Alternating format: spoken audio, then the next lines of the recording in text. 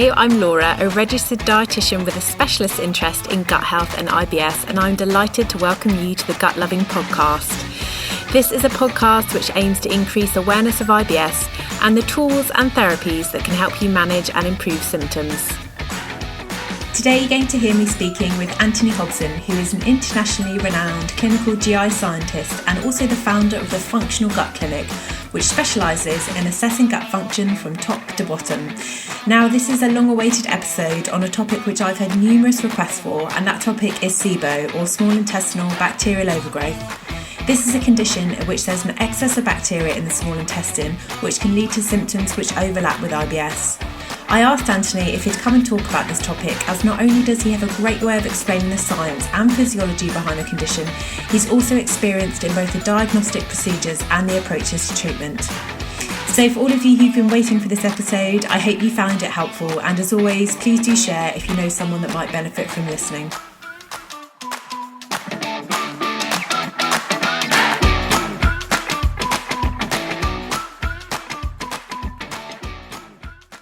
So hello and welcome back. This is season 4, episode 5 of Gut Loving podcast. And I am flying solo today, well, almost, because I am here with a special guest. So my guest today is Anthony Hobson. He's the clinical director and a senior clinical GI scientist at somewhere called the Functional Gut Clinic in London.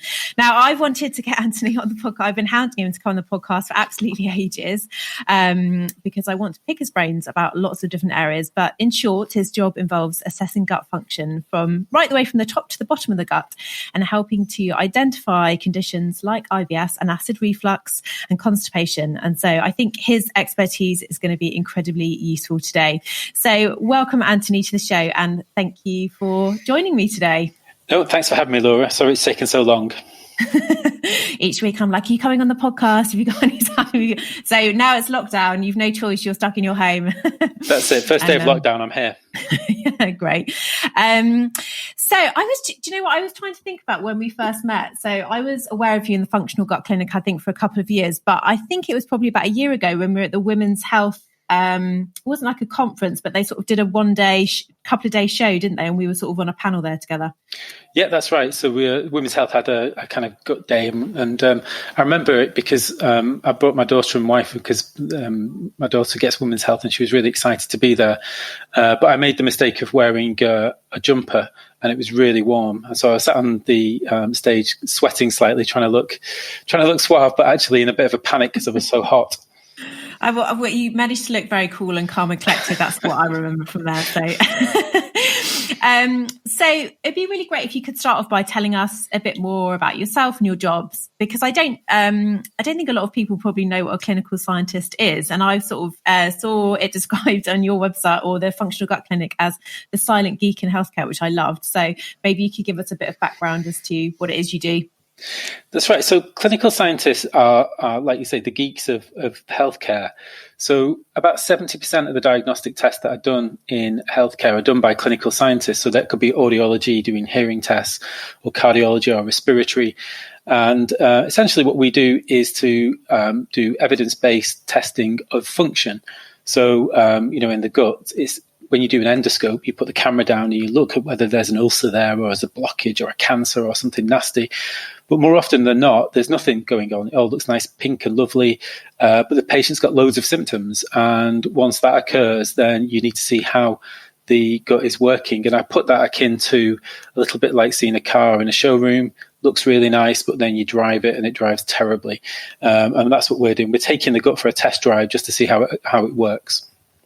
Which is obviously so relevant for IBS because it is the function that's altered. Because if you have a look at the gut, it looks fine, right? That's right. And, the beauty of being a clinical scientist is that, we get to see patients, we do tests, we do really interesting things. And then we get to, write papers and do research. And, we do a lot of the really interesting stuff. We don't often get involved too much in the treatment aspects of things, but, we're kind of just guiding that treatment. So when people have already gone through maybe several years of trying empirical treatment or diets or medication, we actually step in, we can give some objective information to doctors, dietitians, whoever, and then hopefully guide treatment from there. So for me, it's a very fulfilling job, and I'm always learning. I've been in the role now for nearly 30 years, and, still learning things every day. We're now using a new test at the moment that I'm learning all about, and I still feel as excited about that as I did about the first day when I went in the clinic. That's amazing. And how did you become interested in gut function as opposed to sort of any other organ or sort of part I think of the like body? most people in my day, it was fairly accidental. I knew I wanted to do something sciencey, but it wasn't really the days when everyone went to university, and I was trying to figure out what I wanted to do. And then this opportunity came up as what was called at the time a physiological measurement technician, which its acronym was PMT. So I was a student PMT, which was slightly disconcerting.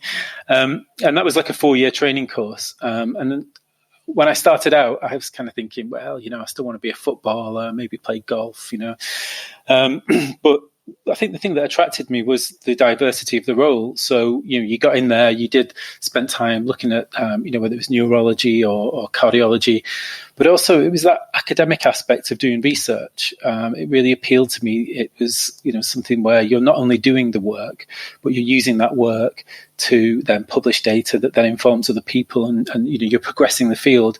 And I think that probably appealed to my slightly competitive nature as well, in that, you're starting to try and publish papers against some of your competitors and other hospitals. And, so the whole thing, they basically said to me at the age of sort of 19, 20, that if I sorted myself out, then they would support me up to PhD. And my sister, who'd gone to Oxford, had got a BSc. I thought, I should be really cheesed off if she knows I've got a PhD. So again, that was the motivation. And true to their word, it took, probably about 12 or 13 years, but, worked through the training for 4 years, then did a master's degree, and then got the opportunity to do a PhD. And, it's been fantastic. So the profession has been very good to me. And, now I'm chair of the Association of GI Physiologists, which means that I can sort of help all the next generation of people to come through and show them that there is a career there, and it can be really an exciting pathway for them. So tell us how you came to start the functional gut clinic. So what the motivation was behind setting up this practice? I think my entire career has been a little bit based on meeting roadblocks and trying to navigate around them.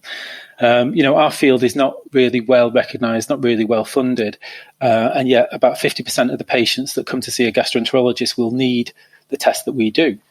So the functional, in 2013, I was asked to do a presentation at the British Society of Gastro meeting to say what was the future, the 21st century, what was going to happen in the 21st century for GI physiology. And, it was quite depressing, really, because there was quite a lot of, lack of investment, lack of training.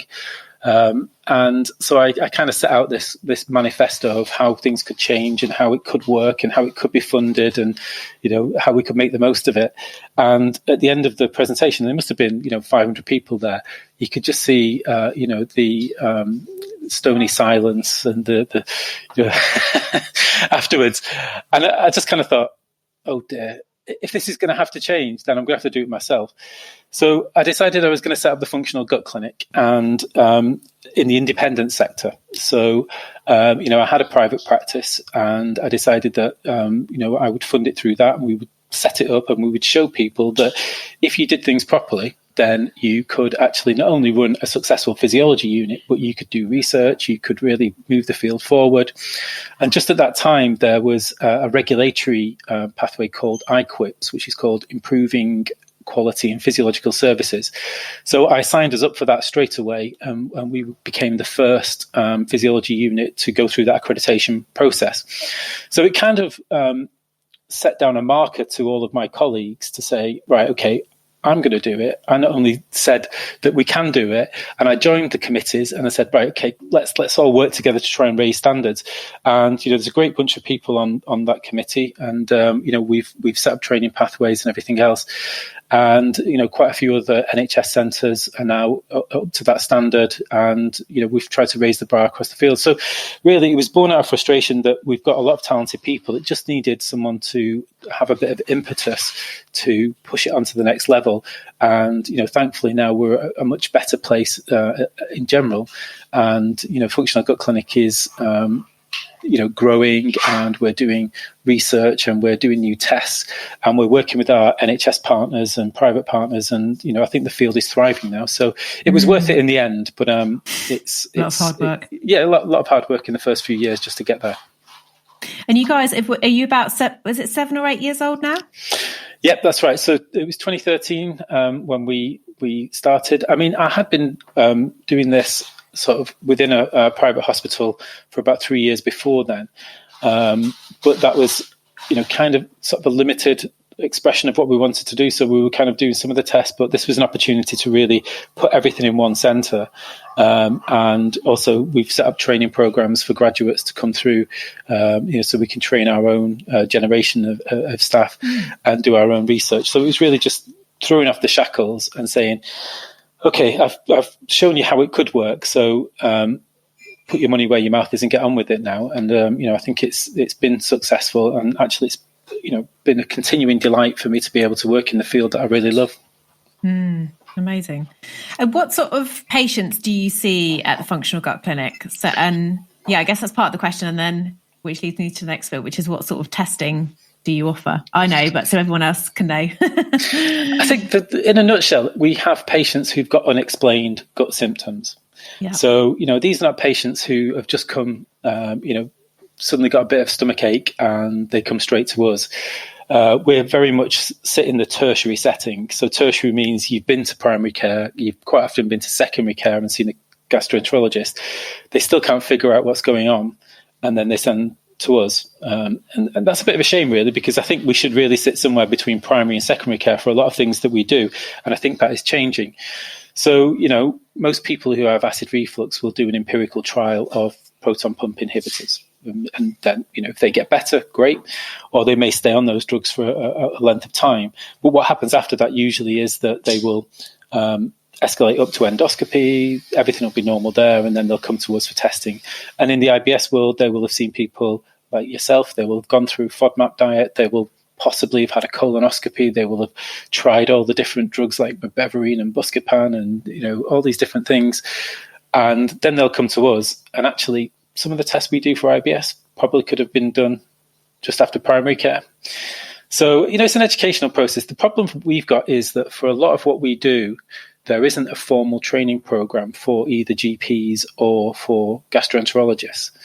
So, even though these are very common conditions, it's not part of the formal training curriculum, which I still find amazing. I mean, I sat on the neurogastro committee of the BSG, which is, the gastroenterologists who have an interest in IBS and dyspepsia and all these different things. But they've still not managed to be able to get part of the training curriculum for gastroenterologists around functional bowel disorders. So they learn about nutrition, they learn about endoscopy, they learn about inflammatory bowel disease, nutrition, all these different things, but they don't actually get, like they do in Europe and America, specific training in this area.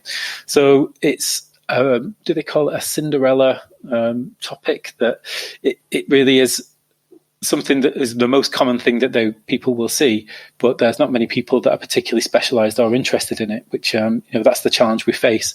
And I do spend a lot of my time doing SPR training for registrars, and, talking at events and things. People spend time at the Functional Gut Clinic, to learn and see what we do. But I know there are people now, such as Adam Farmer, who is part of the education committee for Neurogastro, who's trying to improve that and improve training for doctors. But I think that's why a lot of people have dissatisfaction in their healthcare, is because generally outside of dietetics, there's not a lot of training. Yeah. And I'd say actually even in dietetics, from a sort of very, going back to like basic training, what you do when you're at university, there's not much, I don't know if it's maybe a change, because I trained 8 years ago, but going back there, it's sort of, you very much only learn if you've got a specific interest in it, right? And, which is a shame given that it's such a common condition. And so when you're training these, sort of doctors and other people, sort of, GPs, do they come sort of off their own interest, or is it, where are you seeing the interest coming from? Or is it they've seen you at a talk or some kind of conference? It's a funny one because I'm giving a talk at a conference next week, and I said, what section am I in? And they said, other. And that's pretty much the story of my life. So it's always like there's 10 talks where, surgical registrars or gastroenterologists are coming to sit there. There'll be an endoscopy talk, there'll be a nutrition talk, and then they go, we better do something on physiology. Let's get Anthony in. It's still a bit of a bolt-on for a lot of people. But actually, when they see what is available, then people are fascinated by it. Because I think, we're quite a small profession. There's less than 200 of us in the UK. And outside of big teaching centres, then a lot of people don't have access to the kind of tests that we do. So therefore, there's an awareness issue. And when you do actually sit down and show them what you can do and how you can explain either functions or behaviours or various outcomes, then people are fascinated by it. It's going to be a long road, but part of what I was just doing previous to this call was trying to raise the profile across the different sections of the BSG to say, we're here, we have the technology, we can help with the research projects, grant applications, and it's just raising that profile. Because back in the sort of 90s and noughties, then neurogastro was super high profile.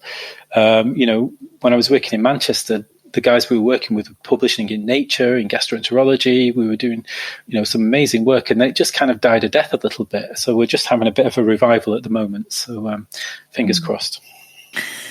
And it is super fascinating to see, sort of hear about some of the tests that you offer at the Functional Gut Clinic, which can be helpful in, as you said, guiding the kind of treatment for what I guess we would term like harder to treat cases. So for people who haven't been able to get relief from symptoms through the more traditional routes or through pharmacological routes. So I know you can't go through all the tests, but maybe could you explain or describe a couple of the tests that you offer or that you might use for people presenting with IBS symptoms, for example? Well, I think if you take IBS, I've always hated the term IBS. We've always looked at it from a scientist's point of view as can you actually just figure out what's wrong? It's like saying, if you've got a sore foot, you've got irritable foot syndrome. There's got to be, is it muscular? Is it neurological? Is it a bone problem? Can you figure it out? So that's always been, some of the stuff I did early in my career was brain imaging, where we could, manipulate people's mood or make them happy or sad or anxious and show how that affects gut sensations. And likewise, we could put something in the gut. Usually me, I was the guinea pig. We'd put either like capsaicin, which is chili, or acid into the gut and sensitize it and show that changes the way so, it was really about figuring out what causes IBS. And the tests that we used to do were, testing nerve function and seeing if they were hypersensitive, but it still didn't really get down to the root of, well, what's causing this hypersensitivity? Is it a kind of top-down stress response, which it can be in some cases, or is there something happening in the gut that is making everything sensitive? So, one of the things that I was asked to do probably in about 2011 was to start doing hydrogen and methane breath testing. And I used to do this years ago, and it was kind of dismissed a little bit because it used to be done with glucose and it was hydrogen only, and quite a lot of tests were normal or, false negative. So I really spent a bit of time thinking about how hydrogen methane breath testing was done. And I went over to spend a bit of time at Cedars-Sinai with Mark Pimentel, who was, the world authority at the time, and just really tried to get my head around what we were doing. And over there, they use lactulose to do the hydrogen and methane breath test. So essentially what you're doing is you're giving someone some sugar. That sugar interacts with bacteria in the gut. The bacteria in the gut create gases, and that gases come out through your breath. So, you're just trying to provoke the bowel to do something. It's the interaction between what's inside the bowel and the sugar that produces the result. But the result that came out quite often was just a set of numbers and didn't really mean anything. So what we started to do was to say, well, actually, what you're doing here, you're trying to provoke symptoms. So everything is more powerful if you have a physiological output, a biomarker, which is the breath gases, and you've got a symptomatic output such as, bloating or distension or nausea or whatever. So when we used to do it in the esophagus, you would put acid into the esophagus, and you might get some motility changes, but you'd also induce heartburn. You could rate that. So that was a way of saying, if you put a concentration of acid in here, you can reproduce the person's symptoms, and therefore reflux is likely to play a role. And it was the same with lactulose breath test. It was like a provocation test for the bowel. So we could give the lactulose, we could see the gases go up, and if the person didn't feel anything, then is that clinically relevant? But if you got a small rise in the first hour and that person got 7 out of 10 in nausea and that reproduced 90% of their symptoms, you know that that's got more physiological importance, and therefore it's more likely that that is what caused their symptoms, and therefore you can treat it. So, the first thing that we have really done in the IBS world in the UK for us is to try and validate the use of hydrogen and methane breath testing. And the way we've done that is to, look at all the data, look at all the different parameters, look at what was happening in America, and develop the UK breath testing guidelines. So now at least everyone in the UK from the physiology units are doing it the same way. And that's the first test that we tend to do in IBS patients. So they've had all of the red flags ruled out, they've tried dietary intervention, and then we'll get a baseline measurement of lactulose, hydrogen, methane breath testing. Okay. So this kind of brings me nicely on to the next question, which is the sort of, not the primary reason, but one of the sort of big reasons I wanted to get you onto the podcast was to talk about SIBO, or small intestinal bacterial overgrowth. So this is something that I get asked about a lot, that we get a lot of questions into the show about. And, there is this crossover between IBS and this condition. So, and obviously that ties into breath testing. So first of all, could you explain what SIBO is and what are the sort of symptoms and red flags that might suggest it's worth investigating? So simply put, you're not supposed to have much bacteria in the small bowel. So you've got your stomach that's full of acid that acts like a kind of disinfectant bath as things go through. And in the top part of the small bowel, you should have very few bacteria. So it's not sterile, but 10 to the 3 organisms per mil. But then as you go further down the small bowel, down towards the distal small bowel, where it comes to the colon, you've got a few more bacteria. But essentially, if you get SIBO, then it just means you've got more bacteria in the small bowel than you should. Now, why does that matter? Because what happens in the colon, where you've got 10 to the 11 organisms per mil, so huge numbers of bacteria, all of the food that you can't digest goes into the colon and then undergoes this kind of fermentation and putrefaction process. So it's a real witch's brew down there in the proximal colon. So you've got, sugars and proteins and all sorts of different things being fermented and broken down, and that has lots of benefit to us. So we get extra calories from it, we get all sorts of extra nutrients, we get short chain fatty acids, it keeps the colon healthy. But obviously if it becomes excessive, then you get lots of symptoms like bloating and diarrhea and so forth. Now the colon can cope with that. Colon's pretty hardy, it's big, it's quite wide, it's stretchy, it's got a nice tough mucosa, but the small bowel is small and it's quite sensitive. So if you imagine it's a bit like a drain pipe in a sewer. So if you start putting all the sewage in the drain pipe and all of that starts occurring in this small sensitive tube, then it's going to be really unpleasant. And, the small bowel has very rich innervation from the vagus and also spinal nerves. So it's exquisitely sensitive to things like stretch, but also it's got chemoreceptors. And essentially it makes you feel a bit like you've been poisoned, which is not too far from what's happening. You've got all this stuff that shouldn't be there in the small bowel. The small bowel wants, a little bit of carbohydrate, a bit of protein, a bit of fat. It'll do all that. It's kind of like the dandy of the GI tract. It does all the sophisticated stuff, and then the other bit just gets it in and shoots it out. So, if you start to have a kind of sewerage plant in your small bowel, then every time you eat something, you're going to feel rotten.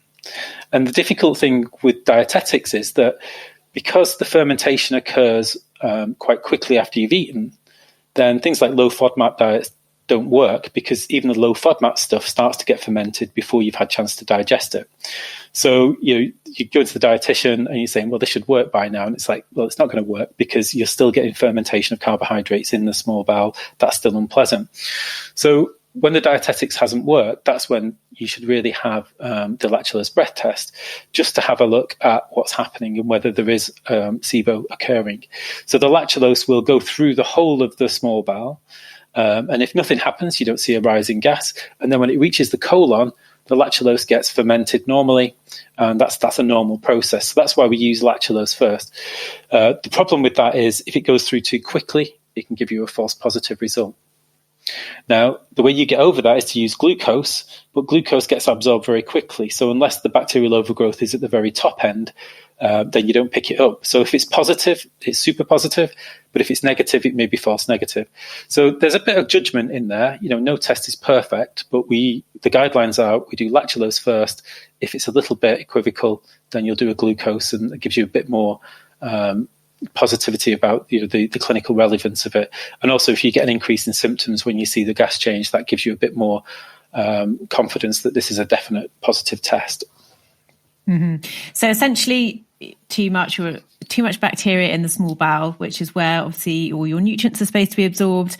And if you are getting an overgrowth, then symptoms, I guess the picture's kind of confusing, because symptoms are sort of before somebody gets to the point of seeing you. So the symptoms are very similar or crossover with IBS. So bloating, nausea, pain. What other kind of symptoms do you see? So, I think we're at the moment, we're just designing a 26-point questionnaire for people who are being referred for breath testing. It's just going through ethics at the moment, just to figure out the overlap between IBS, SIBO, dyspepsia, because people will present with similar symptoms and quite a lot of overlapping symptoms. And actually, I'm not sure the separation is that useful, because the bowel doesn't have a massive repertoire of symptoms to differentiate itself. So I would say that the most common symptom for SIBO is that the symptoms would occur in relation to food, and within about 30 to 40 minutes of having food, because that's when the stomach has started to empty, and you get that. If it's completely not related to eating, then I think you're less likely to have bacterial overgrowth. So if you're still getting, say if you fasted for a day and you still got all your symptoms, then it's pretty unlikely that this is due to SIBO. But you've got massive overlap there. So that's why it's very important at some point just to get the test and see, because otherwise it becomes almost unfathomable for people when you look at the interactions between foods and time of eating and combinations and everything else. People are at the end of their tether, which is why they carry on seeking extra healthcare. Mm-hmm. And do you have sort of any idea or insight into sort of how many people it affects if we look at the IBS population? Because I've read some studies which suggest that maybe 70% of people with IBS have some degree of SIBO, whereas other studies have kind of estimated much lower. And I guess what the point I'm trying to make is, should we be careful to avoid thinking that this is something that will affect everybody with IBS? Because under normal conditions, I guess what we want to reassure people is the gut has, under normal conditions, the gut does have processes in place to prevent SIBO, right? So from acid production to the movement of the gut, so moving food through the gut, the sort of MMCs, have I got that right? Migrating motor complexes, the big sort of waves that move through the gut. So I guess it's that balance of, yes, it does affect a subset of people, but do we sort of know what the prevalence is within this group? So I guess it depends on subtype as well. So I think it's more common in people with IBS and diarrhea and mixed than it is with IBS with constipation. IBS with constipation, sometimes they have increased methane production, which we can talk about a little bit later. And I think this is where the contentious issues arise. SIBO is a little bit like Brexit in the gastroenterology community, that you've got a group of people who think it's important. This is in the UK generally, but also in the US to an extent. And then you've got a group of gastroenterologists who don't believe in it. And I'm not quite sure, even though I sit in these committees, I'm never quite sure why there's such contention. To me, it makes perfect sense. I think it's something to do with not wanting to give IBS patients lots of antibiotics, which I think is fair enough. The lack of availability of things like rifaximin on the NHS, which is a non-absorbable antibiotic, which is probably the best treatment because it doesn't really affect any of the other systems. And also perhaps because SIBO doesn't really feature in the Rome Foundation definitions of IBS, which tends to be more looking at central mechanisms and other mechanisms. So there's kind of different groups in the IBS community that disagree. For me, as a clinical scientist, I don't really care about the politics. What makes sense to me is that in some people with IBS, they have too much bacteria in their small bowel, and when they eat something, they feel like they've been poisoned. And we can reproduce that with a test, and then we can give them medicine, and in some people it treats it. And the data from the States shows that if you attach a positive breath test to treatment with rifaximin, you increase the efficacy from about 45% when it's given empirically to about 70%. So that's a pretty good effect for a simple test, which is drinking some sugar and blowing in a tube. So I think that can be improved, and that's what we're trying to do at that level. And then if that's normal, of course, what it could be is things like carbohydrate malabsorption. So the fact that things like lactose or fructose can not be absorbed properly, so the sugars get into the colon and get excessively fermented. So if you put sugar down into the proximal colon, the bacteria have a party. You get this osmotic load and then you get diarrhea. So that's a different kind of reason why people might get IBS-like symptoms. And then, of course, you've got the whole FODMAP scenario. So it's not all about SIBO, but it is all about the interaction between the microbiota, the gut, and what you eat. And if we can figure that out, so one of the tests that we do, if the breath testing doesn't give us all the answers we want or the treatment's not working, is to use the wireless motility capsule. So this is a little capsule that measures pressure, temperature, and acidity. So you swallow this capsule, and it has a wireless receiver, and it sees how quickly your stomach empties. It looks at how the small bowel contracts. It looks at the fermentation in the colon by measuring the pH, and then sees how quickly the colon empties. And that in itself has shown that IBS patients have a lower pH in the proximal colon, which is due to excessive fermentation, than control subjects. And if you give a low FODMAP diet, you increase the pH in the colon, and that correlates with symptomatic benefit. So there is a small bowel aspect to it. Then there's a colonic, so we'll call it colonic malfermentation. And this is data that people like John Hunter did years ago, and Peter Warwell back in the 80s, before FODMAPs were even thought about. They were calling it cecal malfermentation and published in The Lancet in 86, showing that high fruit diets, high fiber diets make IBS patients worse. It's not new that they're doing.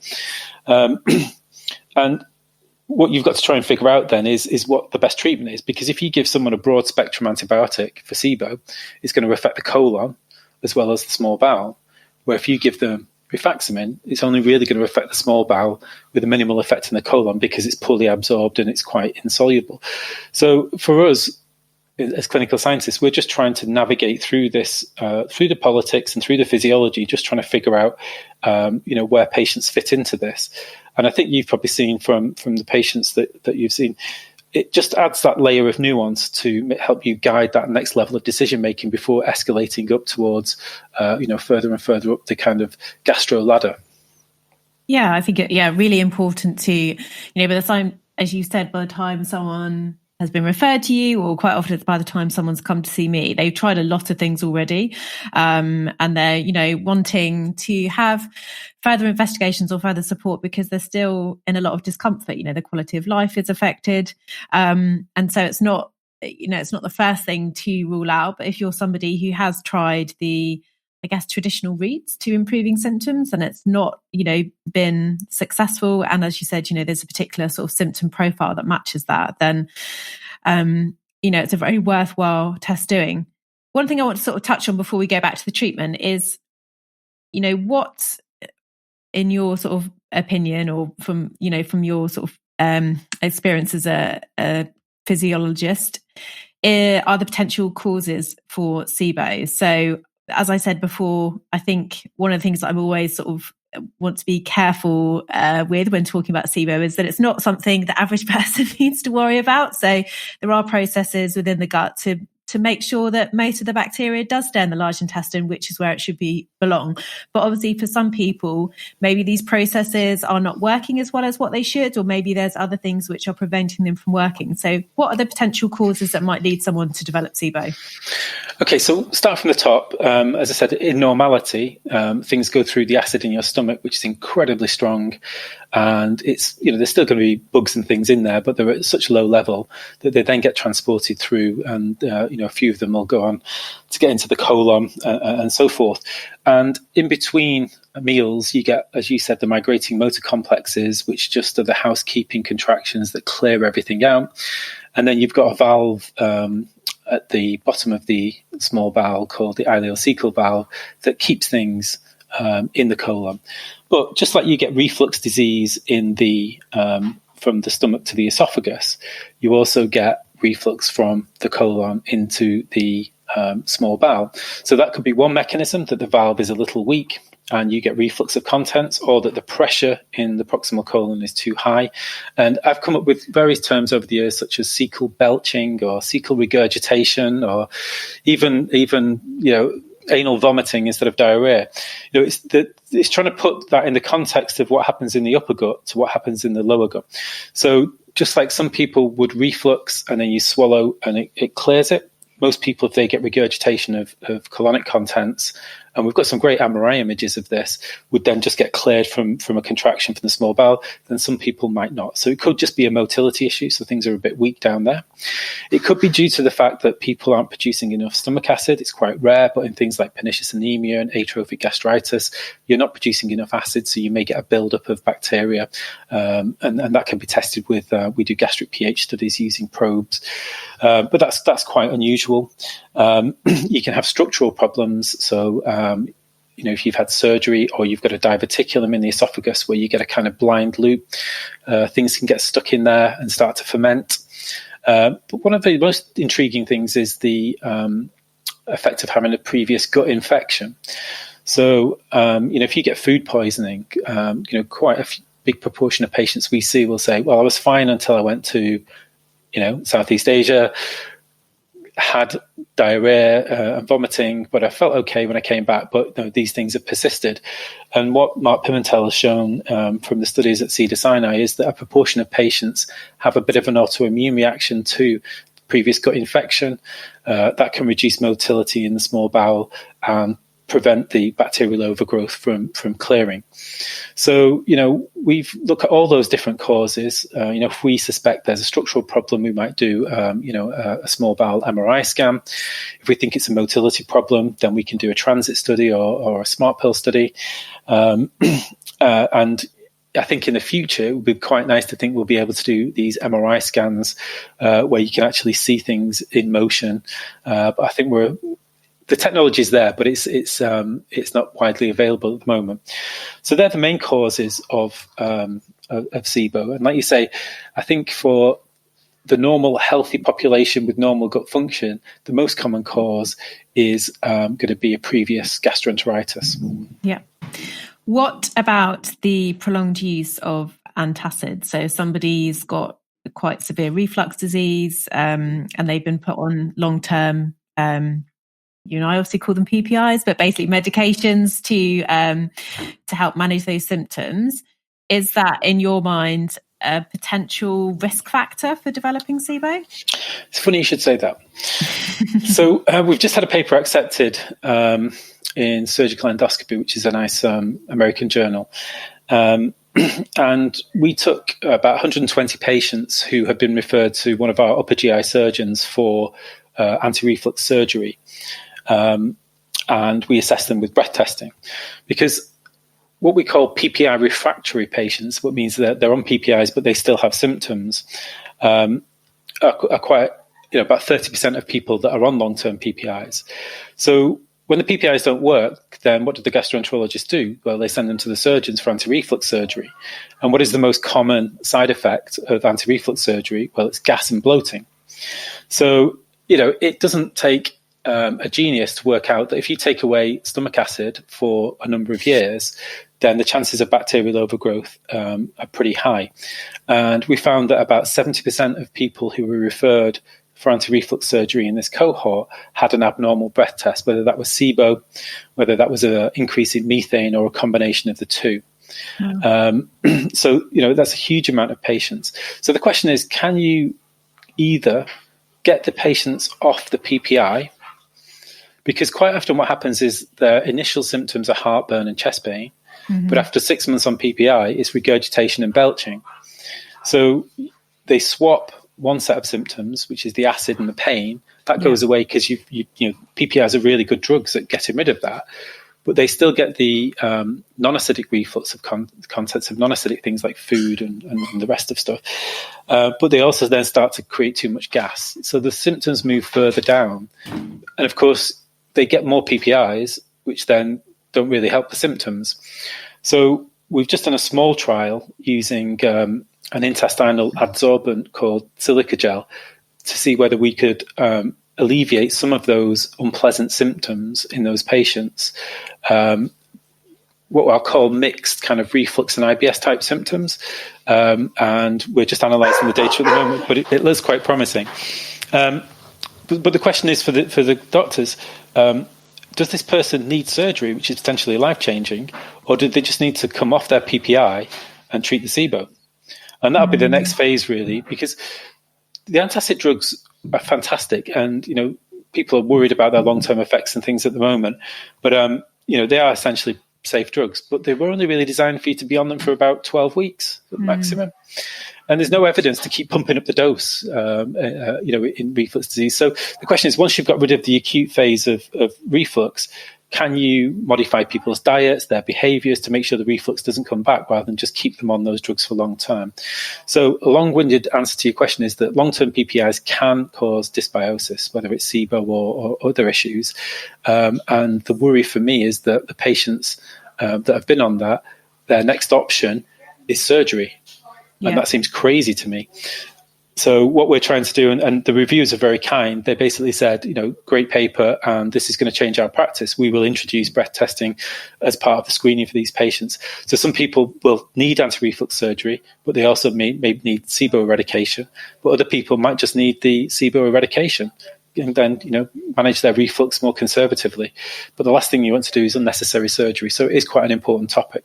Yeah, so my next question was going to be if you would have any advice for someone in that situation. It sounds like potentially, having a breath test would be a good step. I mean, when I'm just sort of thinking back to patients that I've seen who've been on PPIs for years, like 2-3 years, and it started with symptoms, for symptoms of reflux or reflux and hiatus hernia, and then as they've sort of progressed, like with the medication, like the symptoms have become better controlled, not completely eliminated, but over time they've developed new symptoms of severe bloating and pain, and then their bowel pattern starts to change, and then it's kind of it just gets worse and worse. And I've sort of seen patients who, exactly as you just described, are now being sort of considered for surgery. And yes, it just sort of seems like it's sort of a bit of a vicious circle in that case. That's it. And my bread and butter, which I've done probably more of than anyone in the country, is esophageal manometry and pH testing. So I've been doing it for like 30 years now. I've probably seen about 20,000 patients. And these are patients who have been considered for surgery. So we put little tubes down their nose and we measure the size of their hernia, the strength of their peristalsis to see whether there's any problem in how they're swallowing, see if they're suitable for surgery.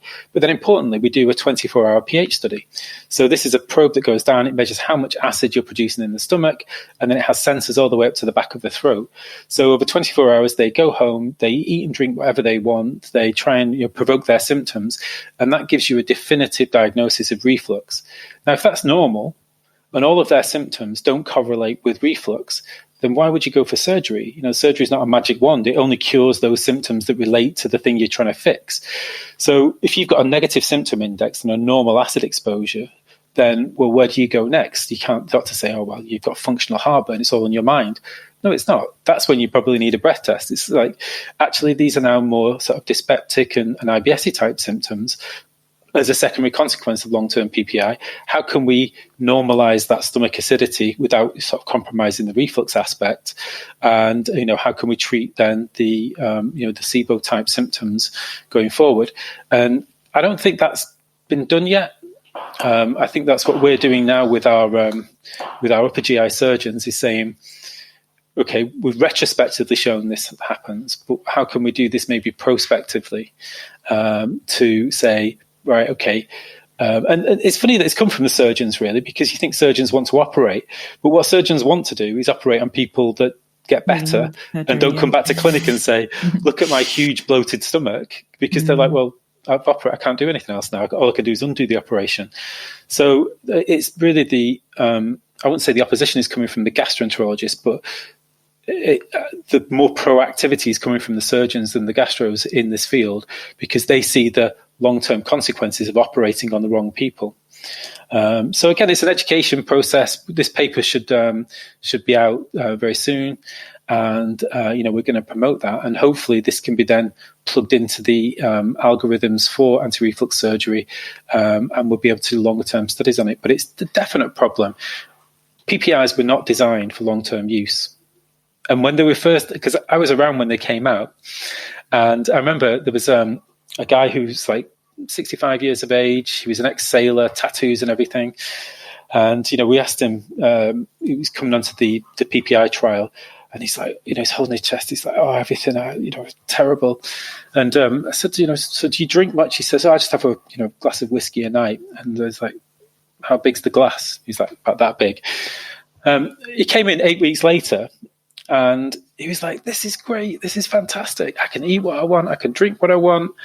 And he brought us in, actually, because he was a chef. He brought us in these homemade curries that he'd made that he can eat now. And he was delighted. And we're kind of looking at each other going, this is a lifestyle drug that's being created. That instead of in the past, you would have to modify your lifestyle. This just got rid of the symptoms, and people could eat and drink what they wanted. Yeah. So it was always a concern when they were designed that it should only be for short-term use. But, as happens, it's quite convenient to keep people on these medications. But I think more and more people are getting concerned about, being on them and becoming more educated about it. And, people should look after their own health rather than put a sticking plaster over it. Yeah. And it feels, it's so important that, the work that you're doing. And I sort of feel like we need to tell everyone about this. But I just sort of think it's, in the same way that I kind of think about when the FODMAP diet started and how long, and it's not the cure at all, like it's very effective in some people, but how long it took to become, to kind of filter down into being included in any kind of guidelines, and then how it was kind of quite often misinterpreted. And I sort of feel like there's I hear so often from people that just go back to their GP and they're like, it's not getting any better. I'm still really symptomatic. And the response is always, just increase the dose of the medication that they're on. So there's no kind of referral to, as you said, a service like yours to kind of investigate what's underlying it. It's just stepping up the PPIs. And it feels like such a shame, because there is obviously something going on. And I remember the women's health talk that we were at, and something you said which really stuck with me was that your gut will tell you when it's not happy. We always said, like, how can you tell if you've got good gut health? And the answer is, if your gut's unhappy, it will tell you. And if the underlying problem isn't treated, it will get worse and worse and worse. And I kind of see that all the time. And it's like, it will get louder and louder until it's almost screaming at you. And it sort of feels like quite a lot of people end up in this situation and they're not getting the help that they need. Yeah, and I don't know if you heard the dogs in the background, but the other analogy I used on that day was that your gut is a little bit like a pet that you carry around. So, it's got its own feelings, it's got its own emotions, it's got its own blood supply, nerve supply, everything. And if you keep it happy, you don't even notice it's there. Yeah. Literally, the whole point of the gut is it's sub-threshold. It only lets you know something's wrong either when you're stressed. So stress is like an amplifier. So a bit like you can hear your heartbeat when you're stressed, then you start to feel your gut sensations, which are normally filtered out. But it will slowly raise its level and its amplification up to a point where it gets your attention. And whether that's through making you feel lethargic or feeling, affecting your appetite or making you feel nauseous, just generally unwell, It's just letting you know that it's not right. Just like a pet, a dog will come and nudge you or something like that. It needs feeding or whatever. And that's what you've got to do. You've got to care for it in that way and listen to it and not ignore it. You can't always eat what you want. You can't. It's fine if you go and eat something that makes you feel bloated or a bit sickly, but you really enjoyed it, then that's fine, that's normal. But if you keep doing that, then your gut is going to let you know that that's wrong.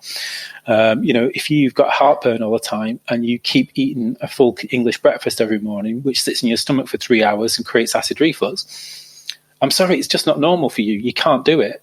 So, you've got to learn to live with what you've got and try and improve it. But there isn't a magic pill and there isn't a magic potion.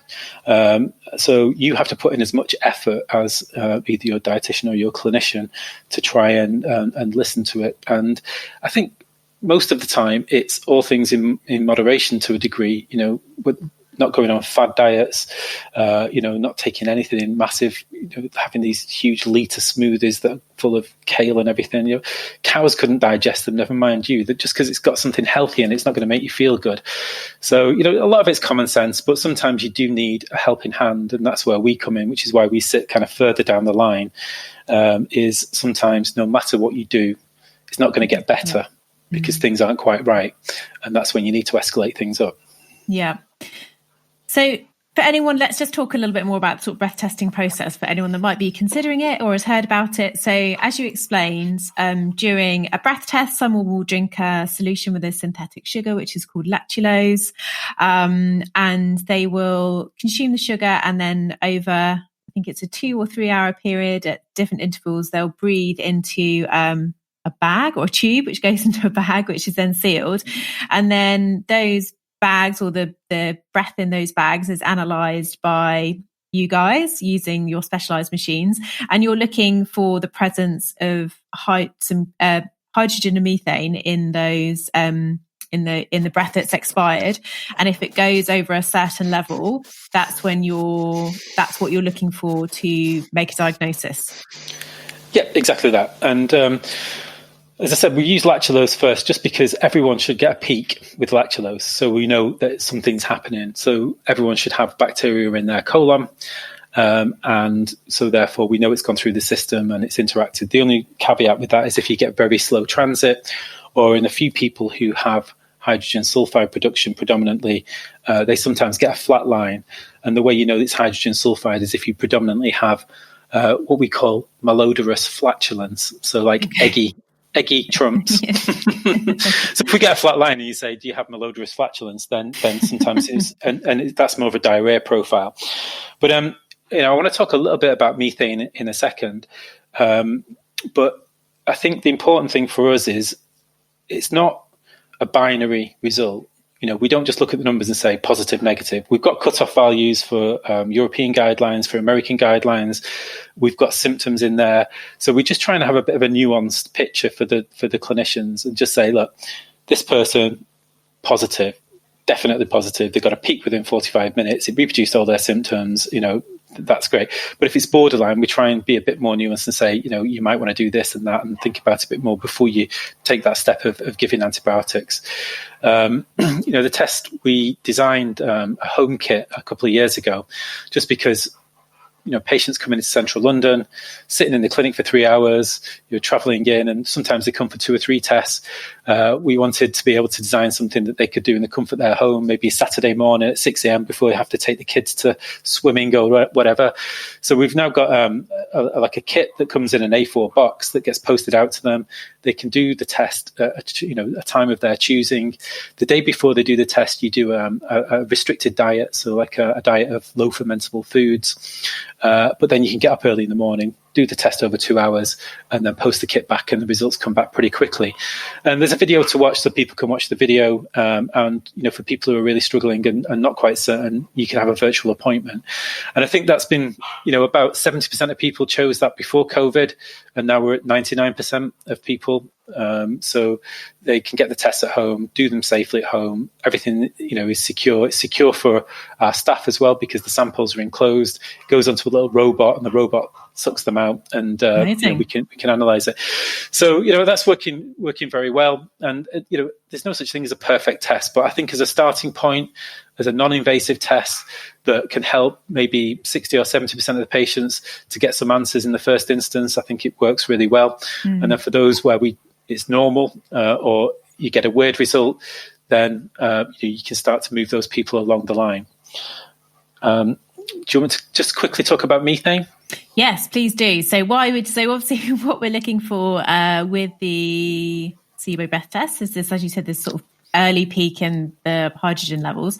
But yeah, talk to us about methane. Why are you measuring that, and why might that be important?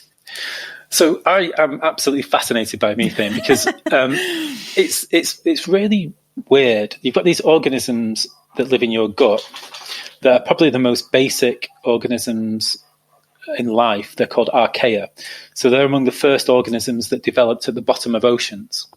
And when people look into space for signs of life, they look for methane plumes because these archaea would be the first signs of life that might produce methane. And methane is a byproduct of fermentation. So that's what people are looking for. But I didn't know much about it when I first started measuring it. And what happens with methane is even when you do the diet the day before, methane is still high because these methanogens are just chugging away. So they're in swamps, they're in, termites produce lots of methane. It's all very, very weird. But what methane does is it slows things down. So it slows down the smooth muscle. So it's more associated with constipation and bloating than it is with diarrhea. And in nature, that's really quite cool because if you've not got much food, if you slow down colonic transit, then you start to harvest more calories from that product. So there's an evolutionary benefit to that.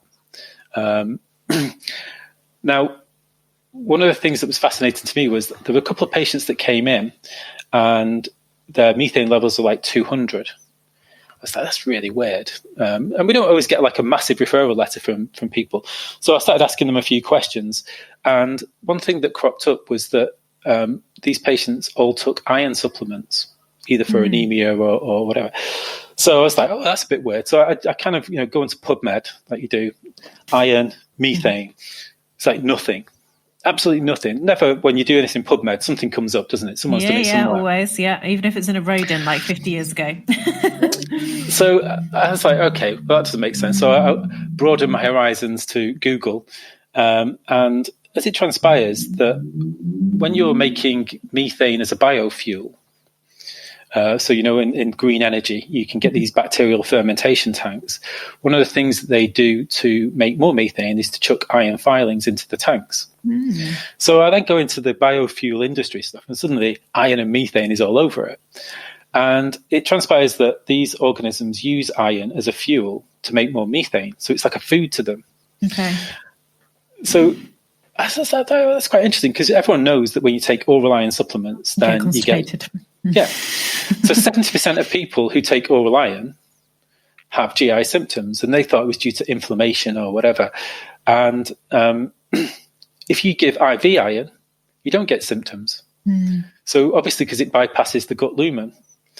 And I was like, surely someone's thought of this. So we did an abstract and everyone's like, oh, that's really clever. So we're doing a PhD project on it at the moment. We've had to stop the IV versus oral iron one because of COVID, but we're now doing a healthy volunteer study where we're going to give healthy volunteers small amounts of iron and look at how their microbiome changes and their methane levels change over time. That's pretty cool. And so you've got one of these truly unique moments where you have a gut that's working, you introduce something like iron that then interacts with your microbiota and then causes a functional change like constipation.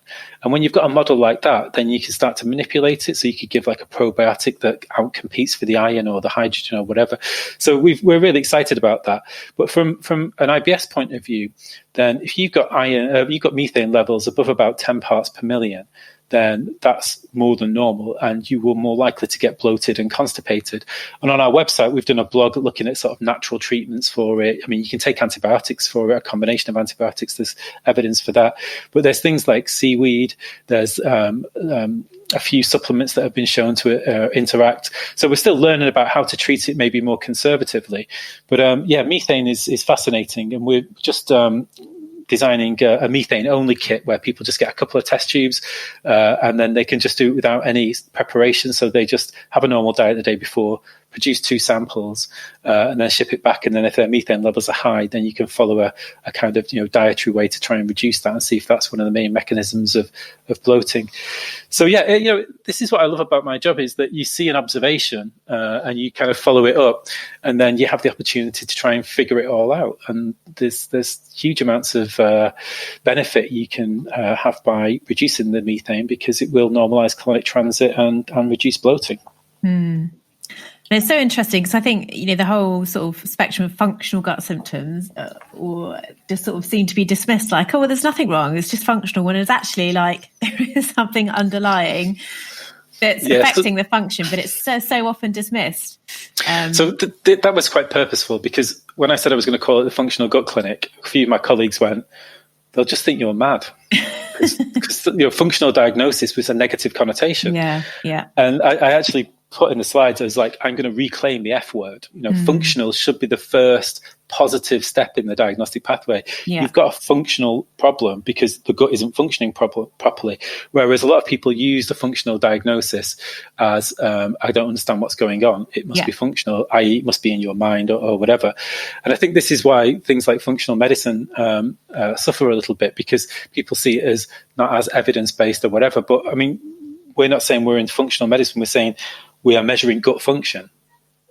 It's a completely different thing. It's like this is what we're doing. So I really wanted to turn around that negative connotation that just because you can't see it doesn't mean it's not happening. And we see that all the time. Who knows that you're producing this methane out of your invisible gas out of your breath all the time that's making you feel rotten? Yeah, well, I guess we can measure it.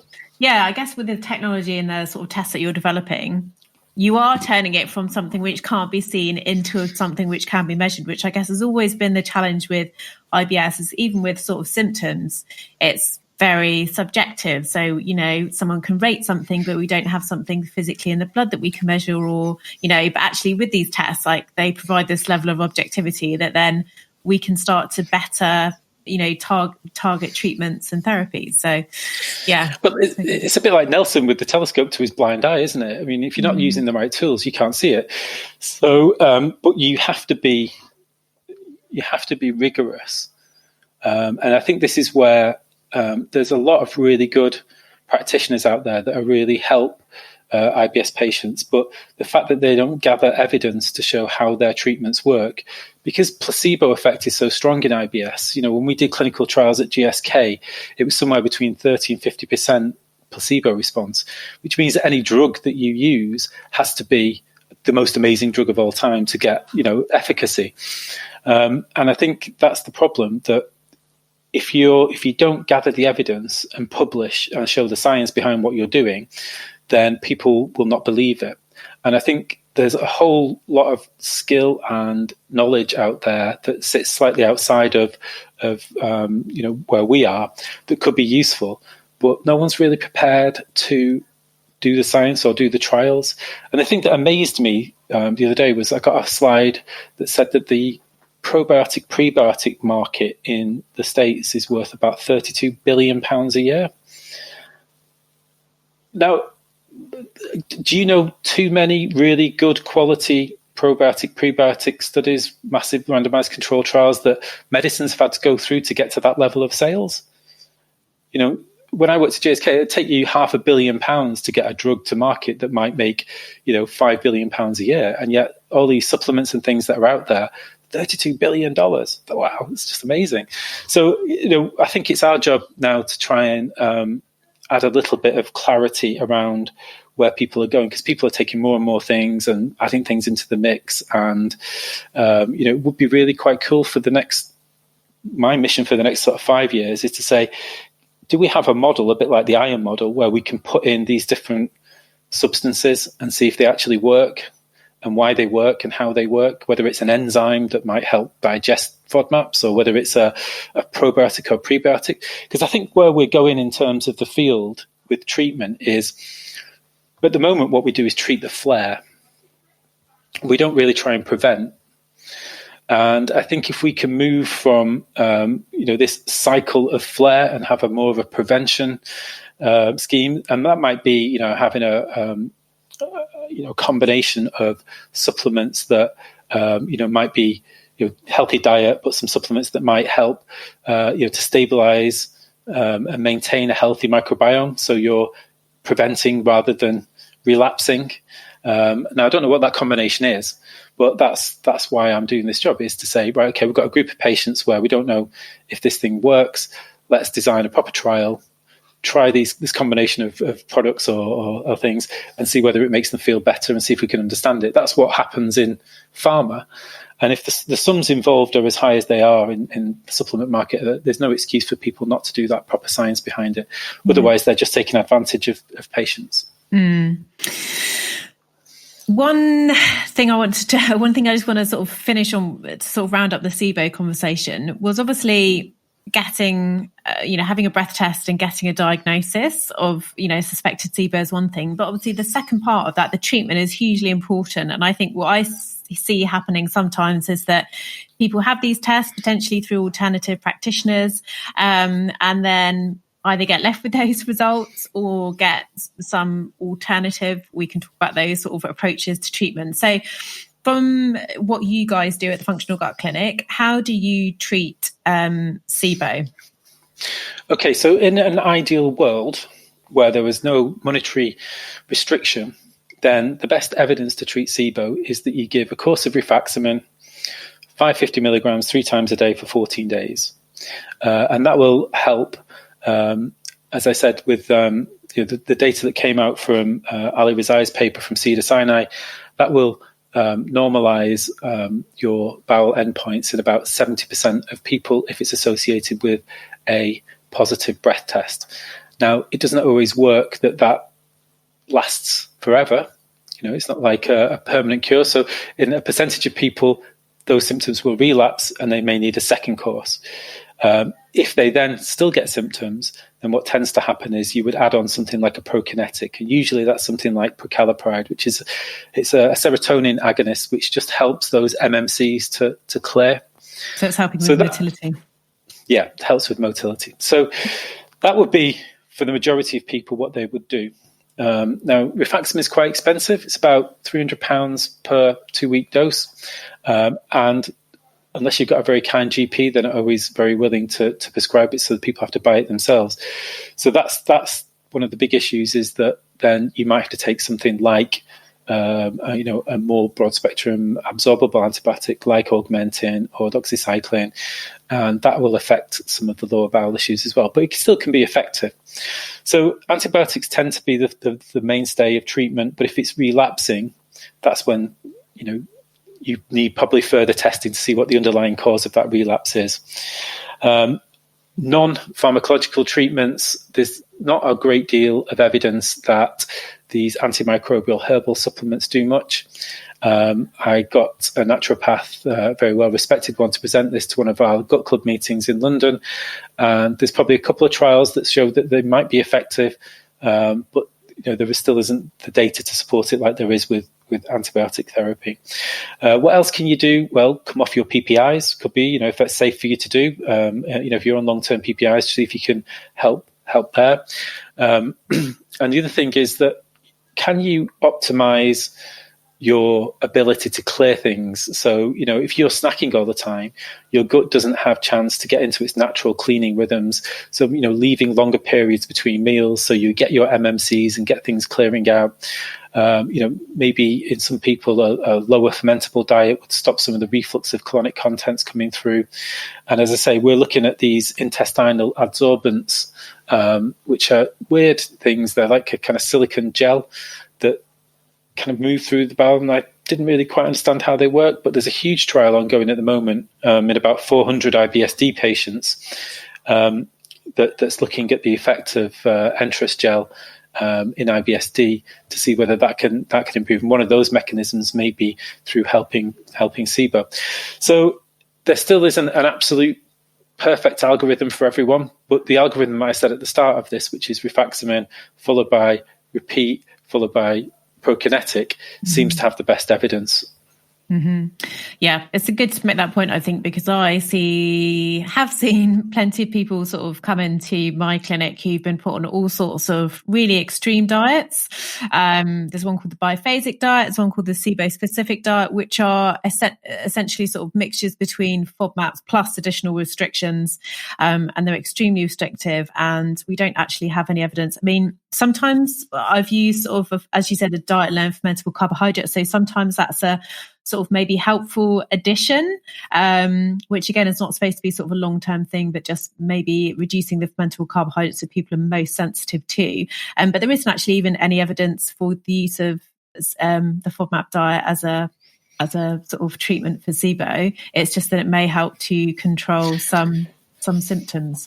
It might be good for maintenance afterwards. Yeah. So that's what our clinicians tend to do is, afterwards, then just go on low FODMAP for a small time, and that will let everything calm down and then slowly reintroduce. It's a bit like, not going back onto having your full English breakfast if you've got reflux when you stop your PPIs, slowly reintroduce it. I'm trying to think if there's anything else that I would recommend. I can't think of anything really that has blown me away over the last few years. One of the interesting things that Mark Pimentel was working on was this UVA light probe where they can put down, they've done it in mice now, where they can put it down down the endoscope channel and then just flash the UVA light, and that kills the bacteria in the small bowel as an intervention of the future. So, there are some fascinating innovations. That's the one I think that Donald Trump wanted to use to cure COVID. So I'm not sure he quite understood the science behind it. But I think there will be more innovation coming around. I think, the concern about using rotating broad spectrum antibiotics is a real one, and trying to come up with escalating up to look for a motility problem or structural issues if you don't get benefit from the initial couple of treatments is the right thing to do. Yeah. And so just on a very practical level, so I know we sort of mentioned earlier about obviously having breath tests, but what sort of initial steps should someone take if they suspect they have SIBO? And I'm sort of thinking about really practical tips, maybe, if they've gone back to the doctor and the doctor said, just keep on increasing your PPIs, or I've heard a lot of people say, the doctor's never heard of SIBO or FODMAP or anything like this. So, and we do have listeners here in the UK and the US, but obviously, sort of what advice would you give to somebody as sort of first step? I guess a simple thing would be, if the diet that we do for the breath test, which is a low fermentable diet, so, a bit of rice, a bit of fish, you can have tofu now. We've bench tested tofu for people who are vegan, a little bit of white bread, a little bit of the inside of potato, no fruit or veg. If you did that for one day and didn't get any symptoms, then, that might give you an indication that, that might be the issue. So, especially if the symptoms are quite high up here. But again, with SIBO, you still might get symptoms. And if you still get symptoms during that period, so it's just maybe doing a little bit of interrogation, doing a little bit of fasting, to see whether you can provoke those symptoms at certain times after food, because that's when SIBO occurs. It's that 30 to 45, 50 minutes after food. Is that the point when you suddenly feel nauseous and crampy, or is it like 2 to 3 hours later where it's going to be in the colon? And so that might help you to differentiate in a small way. But some people where, they might feel full instantly, so they get bloating and early satiety and nausea, it may be a stomach problem. And one of the cool tests we're doing at the moment, we do gastric emptying tests to see whether the stomach empties properly, but we're now doing the equivalent of an ECG on the stomach. So the stomach has its own electrical rhythms. So it contracts at 3 cycles per minute at rest. And what you can do is you can look at its resting rhythm, and that tells you about the nerves in the stomach. And then you give a water load, and you see whether there's an issue with how the stomach empties, whether there's an obstruction, whether it's refluxing back. So we can start to unpick those mechanisms. If your symptoms happen within a few minutes after eating, then it could be a stomach issue, for instance. Or if your problem is more heartburn and regurgitation, then that's more like a reflux issue. I think SIBO symptoms, the commonest symptom, the most sensitive symptom for SIBO, I think, is nausea after eating. So, it's that has a really strong correlation between a positive breath test. That's That's really interesting. And I guess for, people can sort of keep their own diary as a sort of point of investigation. I know I find it really helpful when people come in and they've got sort of quite a lot of detail about their symptoms and when it happens and what they've noticed, because you're obviously living in your body all the time. So you're the best person to sort of, report on what's happening. And sometimes just putting things down into a diary can help you start to spot patterns as well. Well, this questionnaire that we're going to do for the next 12 months, we're going to send out a questionnaire with our breath test. So we're trying to get about 1,000 patients to fill this in, and we'll also do some outcomes data. What we're trying to do with that questionnaire is then, modify it and refine it so that could go onto a website and people could fill it in. We would get a positive predictive value for the questionnaire to say, actually, in our experience, if you've got this panel of symptoms, you've got a 70% chance of having SIBO, and therefore that might help to refine the amount of people who come. Yeah, brilliant. So my last sort of slightly sideline question, which is associated with gut health, but not necessarily on the SIBO thing. So what are your thoughts on stool testing? So microbiome testing. So we have briefly talked about it on this podcast before, and it's my opinion that it is essentially a snapshot of what's there. It's very dynamic. It's changing all the time. So it can tell you what's there, but not what they're doing. So my personal advice is always that I don't think we're at the place where they're helpful yet. But I'd like to hear your view. Well, if you want to really cheese a gastroenterologist off, take your 47-page stool test printout to him at the first consultation and just watch what happens. So we're actually doing a bit of stool testing now in our iron project, and we're just about finished recruiting. We've done a healthy volunteer study with a probiotic as well.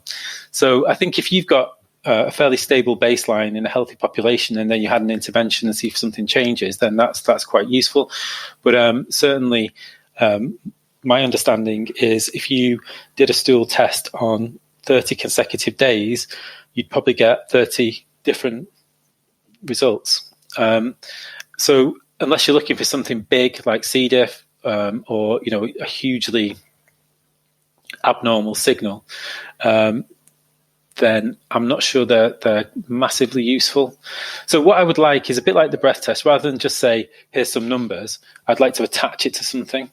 So, is there a kind of symptomatic or functional correlate that goes together with the stool test that has some more significance? And as I say, that's what we're trying to do with our Healthy Volunteer Iron Project, is that we take their stool sample at baseline, then we introduce something like iron, and then we map their methane and microbiome afterwards. So you've got a defined intervention, and you've got an objective biomarker, and then you've got their symptoms, and that will give more credence to the analysis.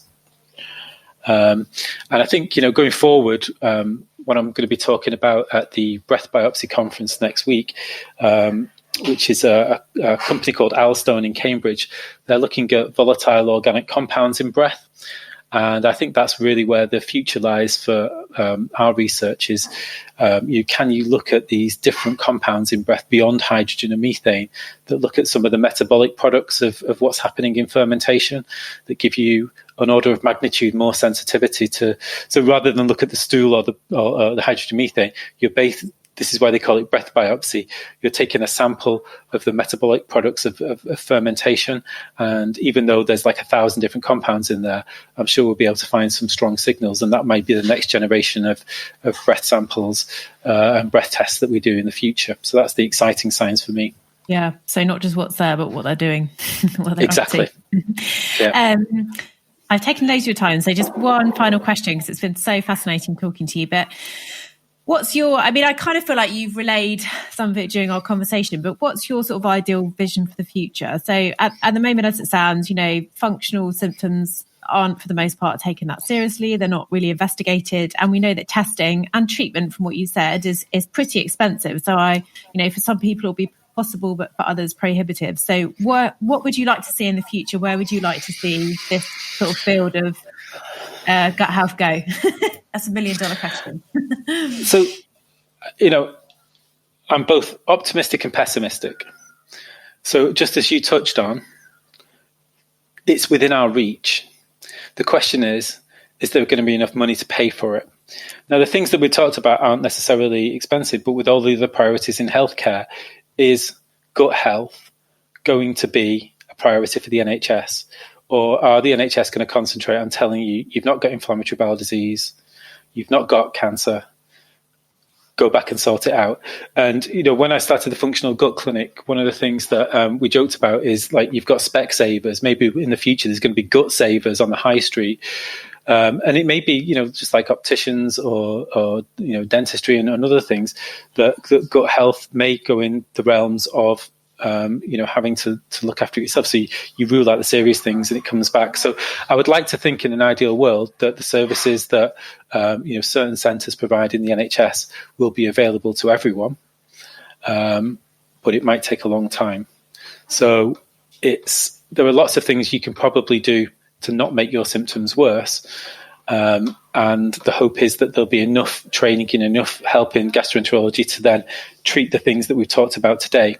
But will it become widespread of, GP care and everything else? I think we're a few years away from it. So I think it's down to, like, patient advocate groups such as the IBS Network, Guts UK charity, to really fight the corner to say this is important. And as I say, one of the calls I've just been on is about doing a big research. It's basically trying to set the agenda for IBS research and put it at the top of people's agenda in government and everything else, to say this is really important. So that might really help. But it's going to be a bit of a long road. So everyone's just got to keep fighting the corner. And very, very finally, where can people find out about the Functional Gut Clinic? I can put all this stuff into the show notes. And also, I know that a question that is going to come up straight away from people is, where in the UK do you offer testing? So I know that there's postal kits. So is that UK wide? How would someone go about getting in touch with you guys? So the website is www.thefunctionalgutclinic.com. We've got physical places in London, Manchester and Scotland. But most of the breath testing that we do now is done postally, so it's available around the UK. It's only when that you need to do things like smart pill or reflux testing that you have to come and see me and I do nasty things to you with tubes. But yeah, we've got physical presences in those 3 locations at the moment. Yeah, brilliant. So I'll pop all that into the show notes as well so people can access that easily. Great. Thank you so much. It's been fascinating. You've been such a wonderful guest, and I feel frustrated on the behalf of the people that we're trying to help, that this isn't there aren't more services like the ones that you offer. This isn't something that is funded on the NHS. But I also feel hopeful as well, because I think, like you, I feel very passionately about sort of helping individuals feel better. And, I really believe that, that we can care for people, in more effective ways. So it's been really inspiring to talk to you as well. So thank you. All right. Thanks for inviting me, Laura. It's been a pleasure. Thank you. So that brings us to the end of today's episode. I really hope you enjoyed it and took something useful from our conversation.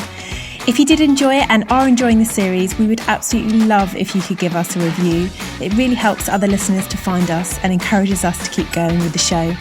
And if you are really enjoying the episodes and series, why not hit subscribe so that new episodes land in your podcast inbox without you needing to remember to check in.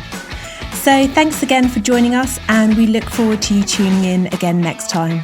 Take care.